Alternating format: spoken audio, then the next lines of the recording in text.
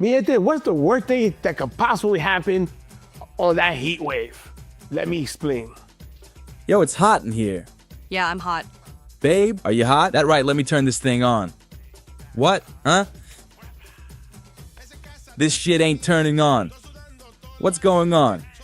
I don't know. Hun, did you call Louie the Boiler Man? No, hun. I didn't call Louie the Boiler Man. What do you mean you didn't call Louie the Boiler Man? No, hun. I mean, you told me, you know what I mean. It was just, you didn't want to do it. I asked you. Babe, I told you. Let's get it done.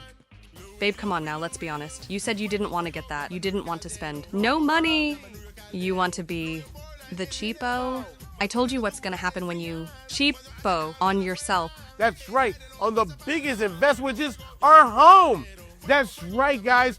Don't you think you need a maintenance? Well, you do need a maintenance because that is exactly what is going to happen to you if you do not do your maintenance. So that's right, guys. Call 516-377-5200 and make sure your AC looks like this and it don't look like this. Wepa.